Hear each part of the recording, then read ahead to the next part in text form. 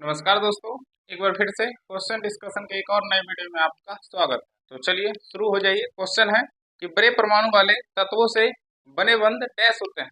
तो देखिए कह रहा है क्वेश्चन कि बड़े परमाणु वाले तत्वों से बने बंध डैश होते हैं।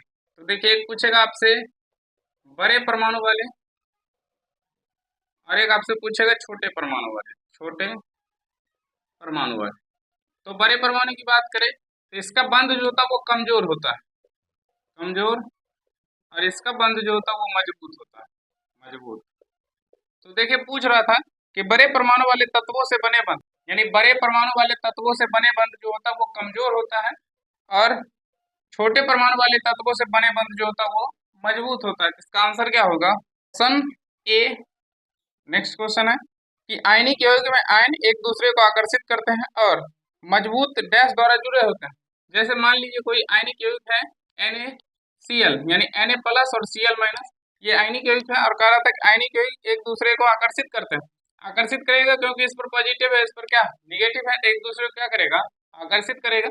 तो आयनिक यौगिक एक दूसरे को आकर्षित करते हैं और कह रहा था कि और मजबूत डैश द्वारा जुड़े रहते हैं। आयनिक एक दूसरे को आकर्षित करता है और मजबूती से जुड़ा हुआ रहता है, और ये मजबूती से जो जुड़ा हुआ रहता है ये विद्युत स्थैतिक बल के कारण जुड़ा रहता है, विद्युत स्थैतिक बल के कारण, स्थैतिक बल के कारण। तो बता दीजिए इसका आंसर क्या होगा? विद्युत स्थैतिक बल पहला ऑप्शन है, विद्युत स्थैतिक बल। तो इसका आंसर क्या होगा? Option A. नेक्स्ट क्वेश्चन है कि बेंजीन में सिग्मा और पाई बंध की संख्या कितनी है? तो देखिए किसी भी कंपाउंड में आपसे पूछे कि सिग्मा और पाई बंध की संख्या कितना, तो सबसे पहले उसका स्ट्रक्चर बनाना पड़ेगा, और स्ट्रक्चर में देखना है कि अगर सिंगल बॉन्ड होगा तो केवल सिग्मा होगा, और डबल बॉन्ड होगा तो एक सिग्मा होगा एक पाई होगा, और ट्रिपल बॉन्ड होगा तो एक सिग्मा और दो पाई होगा।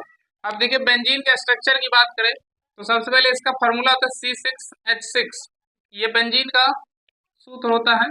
और अब इसके स्ट्रक्चर की बात करें तो इसका स्ट्रक्चर कुछ इस प्रकार का होता है, और कार्बन कार्बन के बीच जो होता है अल्टरनेट डबल बॉन्ड होता है। यहाँ डबल बॉन्ड होगा तो इसके बाद डबल बॉन्ड यहाँ, और इसके बाद यहाँ डबल बॉन्ड होगा। आप कहीं डबल बॉन्ड दे सकते हैं लेकिन अल्टरनेट करके। और इसके सभी कार्बन पर होता है हाइड्रोजन, और ये बेंजीन का स्ट्रक्चर होता है। आप देखिए पूछ रहा था कि सिग्मा और पाई बॉन्ड की संख्या कितनी है, तो हम आपको बताए थे कि अगर केवल एक सिंगल बॉन्ड होगा तो एक सिग्मा होगा, डबल बॉन्ड होगा तो एक सिग्मा होगा एक पाई, और ट्रिपल बॉन्ड होगा तो एक सिग्मा और दो पाई।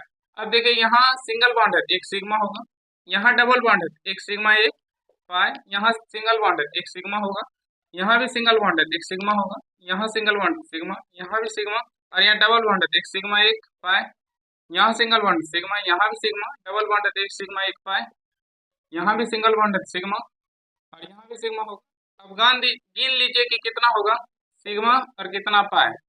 तो देखिए सिग्मा का नियम 1 2 3 4 5 6 7 8 9 10 11 और कितना 12, और पाई अब उनकी संख्या कितना 1 2 और 3।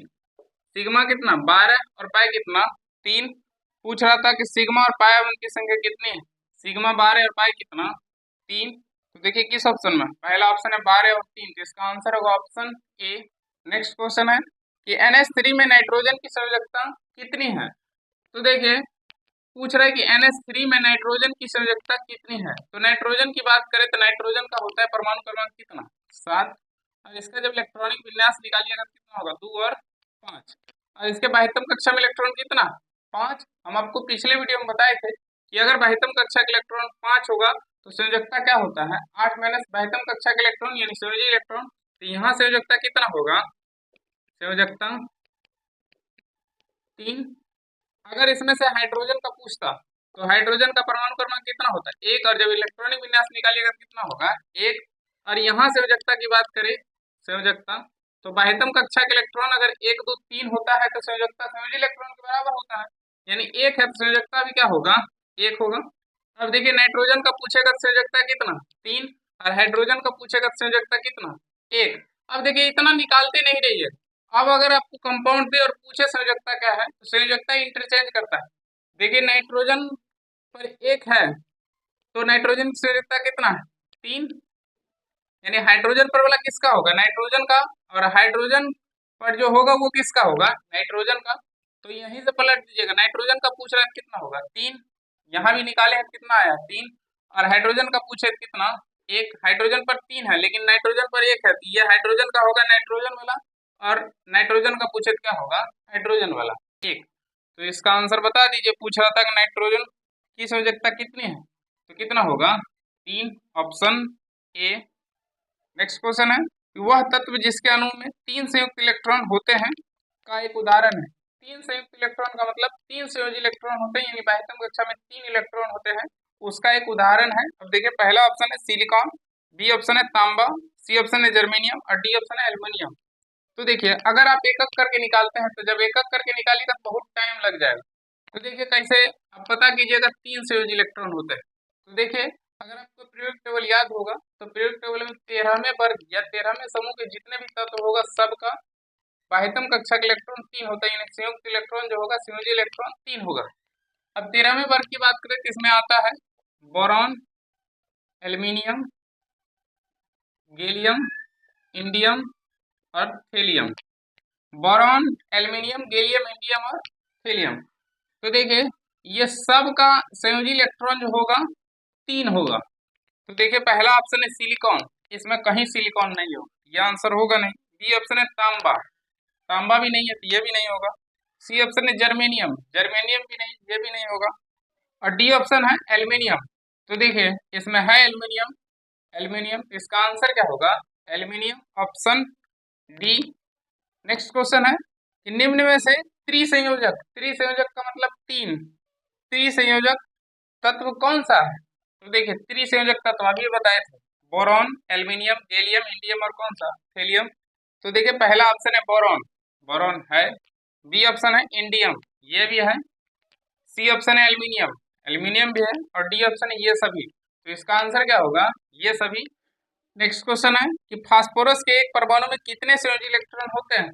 तो फास्फोरस की बात करें, फास्फोरस का परमाणु क्रमांक होता है 15, और जब इसका इलेक्ट्रॉनिक विन्यास निकालिएगा तो 2, 8 और 5 होगा। अब देखिए इसके बाह्यतम कक्षा का इलेक्ट्रॉन कितना 5, और बाह्यतम कक्षा के इलेक्ट्रॉन को ही कहा जाता है संयोजी इलेक्ट्रॉन, संयोजी इलेक्ट्रॉन।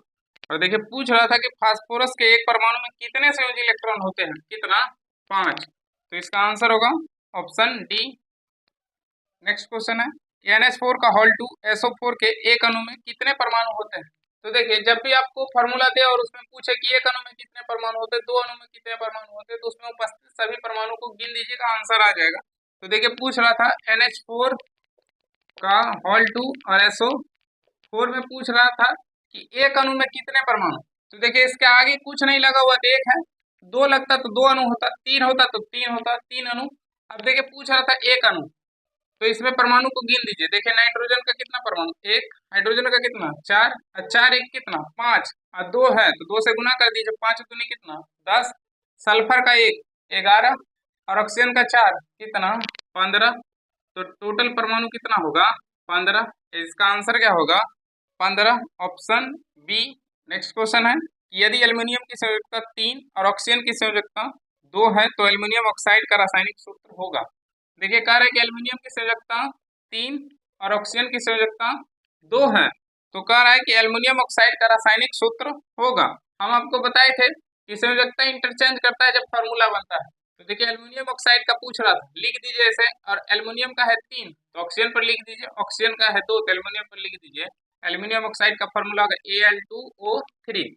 तो देखिए किस ऑप्शन में है, पहला ऑप्शन है AlO होल 3+2 नहीं, बी ऑप्शन है AlO2 ये भी नहीं होगा, सी ऑप्शन है Al3O2 नहीं, Al2O3, डी ऑप्शन है Al2O3। इसका आंसर होगा ऑप्शन डी। नेक्स्ट क्वेश्चन है Al2O3 में एल्युमिनियम की संयोजकता क्या है। तो देखिए फिर से वही क्वेश्चन पूछ रहा है, कह रहा है कि Al2O3 में एल्युमिनियम की संयोजकता क्या है। तो एल्युमिनियम की संयोजकता कितना होगा 3, और ऑक्सीजन को पूछता है कितना होगा 2। तो इसका आंसर क्या होगा 3, ऑप्शन ए। नेक्स्ट क्वेश्चन है कि एक तत्व ए फार्मूला A3O4 के साथ ऑक्साइड बनाता है, तत्व ए की संयोजकता क्या है। तो देखिए फार्मूला दिया हुआ है A3O4 और पूछ रहा है कि तत्व ए की संयोजकता क्या होगा एक ही संयोजकता पूछेगा तो किस पर वाला होगा, ओ पर वाला होगा कितना 4, और ऑक्सीजन का पूछता तो ए पर वाला होता कितना 3। देखिए पूछ क्या रहा था, पूछ रहा था कि ए फॉर्मूला A3O4 के साथ ऑक्साइड बनाता है, ठीक है। उसके बाद कह रहा है कि तत्व ए की संयोजकता, ए की संयोजकता पूछ रहा है कितना 4। तो देखिए किस ऑप्शन में, ऑप्शन ए में। नेक्स्ट क्वेश्चन है कि प्राय धनावेशी तत्वों की संयोजकता होती है। तो देखिए संयोजकता का मतलब होता है कि जितने इलेक्ट्रॉन का आदान प्रदान कर सकता है वही उसका संयोजकता होता है। और कह रहा था कि प्राय धनावेशी तत्वों की संयोजकता होगी, तो धनावेशी तत्वों की संयोजकता होगा 1 2 3, क्योंकि धनावेश जो होता है 1 इलेक्ट्रॉन 2 इलेक्ट्रॉन या 3 इलेक्ट्रॉन साझेदारी कर सकते हैं, इससे ज्यादा नहीं कर सकते, इसलिए इसका संयोजकता होगा 1 2 3। तो देखिए किस ऑप्शन में, ऑप्शन क्वेश्चन है कि किसी तत्व की संयोजक शक्ति क्या कहलाती है, संयोजकता, यानी किसी तत्व की संयोजक शक्ति जो होता है वो संयोजकता कहलाता है। देखिए किस ऑप्शन में, ऑप्शन डी में। नेक्स्ट क्वेश्चन है कि क्योंकि कार्बन चतुः संयोजक होने के कारण कार्बन का 4 संयोजकता होवे करता है, और कह रहा है कि चतुः संयोजक होने के कारण और उसके सहसंयोजक बंध बनाने के कारण कार्बन डैश दर्शाता है। पहला ऑप्शन है हाइड्रोकार्बन, ये नहीं होगा आंसर। बी ऑप्शन है एकल सहसंयोजक बंध, नहीं। सी ऑप्शन है अपरूपता, नहीं। और डी ऑप्शन है श्रृंखला बंधन, इसका आंसर होगा श्रृंखला बंधन, ऑप्शन डी श्रृंखला बंधन। नेक्स्ट क्वेश्चन है कि निम्न में से कौन सा विकल्प सहसंयोजक यौगिक का गुण नहीं है, यानी सहसंयोजक यौगिक का गुण नहीं है। पहला ऑप्शन है कि निम्न गलनांक और क्वथनांक, सहसंयोजक यौगिक का जो गुण होता है ये इसमें होता है निम्न गलनांक और क्वथनांक, ये सही है। बी ऑप्शन है उच्च गलनांक और क्वथनांक, यही गलत है। उच्च गलनांक और क्वथनांक जो होता है वो आयनिक यौगिक का होता है। उच्च गलनांक और क्वथनांक ये आयनिक यौगिक का होता है। और पूछ रहा था कि कौन सा सहसंयोजक यौगिक का गुण नहीं है, यही तो नहीं है, तो इसका आंसर होगा ऑप्शन बी। नेक्स्ट क्वेश्चन है कि सहसंयोजक बंध दो परमाणु के बीच डैश द्वारा बनते हैं। कह रहा है कि सहसंयोजक बंध जो बनते हैं दो परमाणु के बीच डैश द्वारा बनते हैं। तो सहसंयोजक बंध की बात करें, सहसंयोजक बंध तो ये इलेक्ट्रॉन की साझेदारी से बनता है, इलेक्ट्रॉन की साझेदारी से, इलेक्ट्रॉन की साझेदारी से बनता है। और बंध की बात करें तो आयनिक बंध जो बनता है इसमें धातु और अधातु के बीच बनता है, और इसमें धातु द्वारा इलेक्ट्रॉन का त्याग होता है, धातु इलेक्ट्रॉन का त्याग करता है, और अधातु इसमें इलेक्ट्रॉन का ग्रहण करता है, अधातु इलेक्ट्रॉन का ग्रहण करता है, इलेक्ट्रॉन का ग्रहण करता है, जिसके फलस्वरूप आयनिक बंध बनता है। और इलेक्ट्रॉन के साझेदारी के फलस्वरूप सहसंयोजक बंध बनता है। और सहसंयोजक बंध जो होता है वो अधातु और अधातु के बीच बनता है, अधातु और अधातु के बीच बनता है। तो देखिए कह रहा था कि सहसंयोजक बंध दो परमाणुओं के बीच डैश द्वारा बनते हैं, इलेक्ट्रॉन की साझेदारी से बनता है। पहला ऑप्शन है प्रोटॉन की साझेदारी से, नहीं। बी ऑप्शन है प्रोटॉन के अंतरण, ये भी नहीं। और सी ऑप्शन इलेक्ट्रॉन के अंतरण, नहीं। और डी ऑप्शन इलेक्ट्रॉन की साझेदारी से, तो इलेक्ट्रॉन की साझेदारी से बनता है सहसंयोजक बंध, तो इसका आंसर होगा ऑप्शन डी